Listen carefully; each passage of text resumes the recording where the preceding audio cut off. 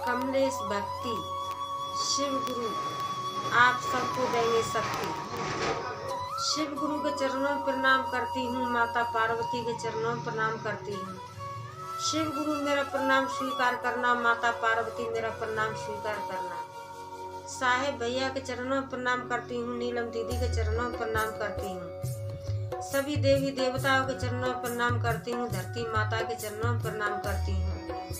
सभी गुरु बहन गुरु भाइयों के चरणों में प्रणाम करती हूँ। साहेब भैया नीलम दीदी 3 सूत्र समझा के पहले में चर्चा करना, दूसरे में दया मांगना, तीसरे में 108 बार जाप करना। उंगली द्वारा कर सकते हो, रुद्राक्ष की माला आती है, रुद्राक्ष की माला द्वारा कर सकते हो, सांस द्वारा कर सकते हो। आइए आप सबका भक्ति भंडार में स्वागत है। आप सबको मैं आज न्यू कहानी सुनाने जा रही हूँ। एक पंडित और पंडितानी की। एक ब्राह्मण थे, एक ब्राह्मणी थी। तब पति पत्नी बहुत गरीब थे, बेचारे भीख मांगते थे और अपना खाना खाते थे। उनको इतनी ही भीख मिलती थी जितना उनका घर चल जाए, उनका परिवार का पेट भर जाए। उनका वही रोज का काम था। टूटी हुई झुग्गी में रहते थे, बहुत गरीब थे बेचारे। अपना भीख मांगते थे, अपना खाते थे, पंडित पंडितानी दोनों।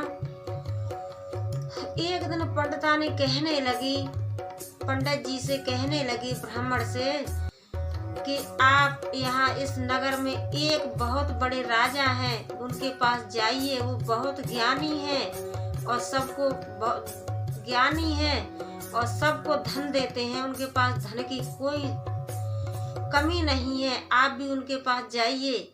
तो रानी के कहने अनुसार ब्राह्मण और राजा के पास गए। एक दिन गए तो राजा घर पे नहीं मिले। फिर दूसरे दिन गए तो दूसरे दिन राजा घर पे मिले और ब्राह्मण से कहने लगे कि बताइए ब्राह्मण देव आपको क्या दक्षिणा चाहिए। तो ब्राह्मण देव कहने लगे कि राजा मेरे को चाहिए 4 पैसा, मेरे को 4 पैसा चाहिए। तो जो राजा थे वो कहने लगे कि 4 पैसा ब्राह्मण देव मैं किसी का दिया हुआ दान नहीं देता हूँ, मैं अपनी मेहनत से खून पसीना से कमाता हूँ, उसी पैसा का मैं दान करता हूँ। इतना कहकर राजा कहने लगे कि ब्राह्मण देव आप अपने घर में जाइए और कल आना, परसों आना मेरे घर पे, परसों मैं दान दूंगा। राजा रानी दोनों मेहनत करने के लिए निकले। तो एक गांव में जाकर के चिल्ला रहे थे किसान के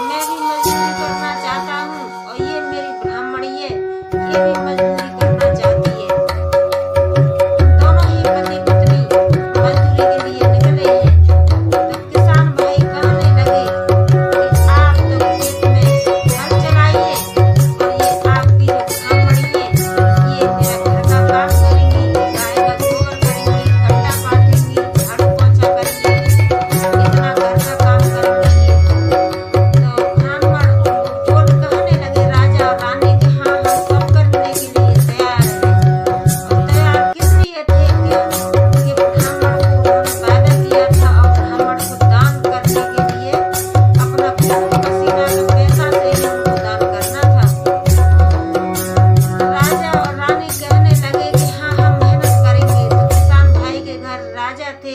वो तो अपना हल चलाने चले गए और जो रानी थी वो अपना घर में गाय का गोबर पूरा झाड़ू पोंछा यही सब एक दिन तो करना ही था।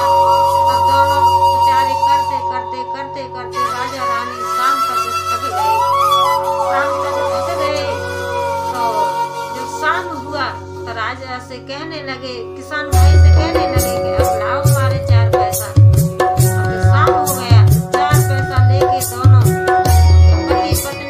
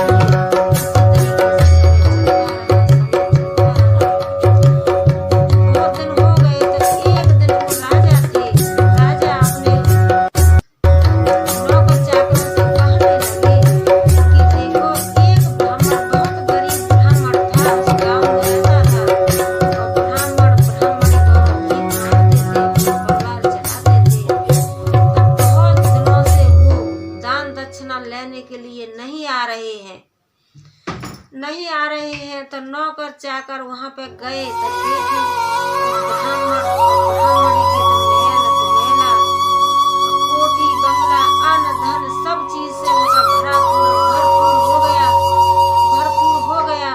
तो जा करके नौकर चाकरों ने बता दिया, राजा को बता दिया कि राजा इसलिए भिक्षा लेने नहीं आते हैं कि उनके तो सारा कुछ भरपूर हो गया है, सारा कुछ भरपूर हो गया है, इसीलिए ब्राह्मण ब्राह्मणी किसी से भिक्षा मांगने नहीं आते हैं। तो इतना सुन करके और राजा ब्राह्मण ब्राह्मणी के पास गए और कहने लगे कि आपके पास इतना धन ये कहाँ से आया, कहाँ से आया? आपने किसी का चोरी किया है या किसी का मर्डर किया है या खजाना लूटा है? आप तो मजदूरी करते हैं और भिक्षा मांगते हो, उसी से अपना परिवार चलाते थे। आज आप इतने बड़े हुए, आप अपने जो पुराने कर्म धर्म को भी भूल गए कि गाँव में आपने भीख मांगना ही छोड़ दिया।